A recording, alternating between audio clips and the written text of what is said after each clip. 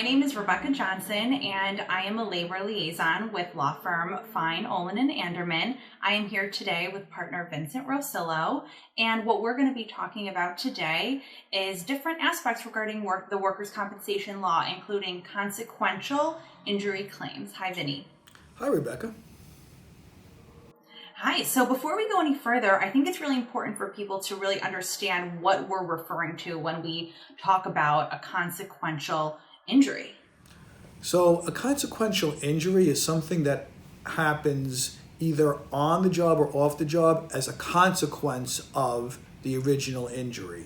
So let's say, for example, you injure your right knee at work, but as a result of favoring your right knee, your left knee now has symptoms. That will be a consequential left knee.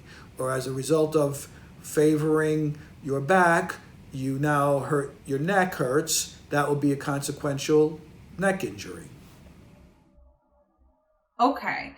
So even though I didn't hurt my other knee at work, the workers' comp law would cover the medical treatment for that knee? Yeah, not only will they cover the medical care for that, but you also may be entitled to an award for that additional body part. Okay. So in that case, is this the only way to have a consequential claim? An altered gait is a very common way to have a consequential claim, but there are other ways. People favoring any other body part, an arm. You favor your left arm because you hurt that at work, and now your right arm hurts. So that also could be part of a consequential claim. Really, it's any body part that becomes symptomatic as a result of favoring the injured body part. That's how you could have a consequential claim. And once that consequential claim is made and established, you do get the lifetime medical care, and then depending upon the body part, it could be an award for permanent loss of use. Okay, that definitely clears things up a little bit. And then another question, does it have to actually be a physical condition? So if I have a physical disability due to, let's say, a work-related injury, but then I find myself depressed and I'm looking for medical treatment to cure my depression, would that be covered? Yeah, that's a pretty common depression. That's a pretty common occurrence where people who are used to working their whole life, and now they can't work any longer, or they're in constant pain all the time, that could lead to depression or other type of emotional issues. And if a doctor will submit a medical report stating that, and the board and the judge review it and agree with it, then yes, depression can be included as part of your case.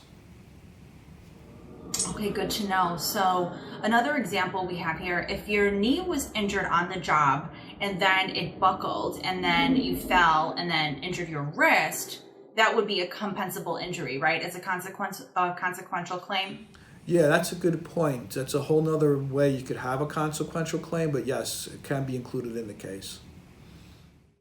Okay, so what would the appropriate steps be to prove that connection of injuries? So as in most workers' compensation cases, it all comes down really to evidence.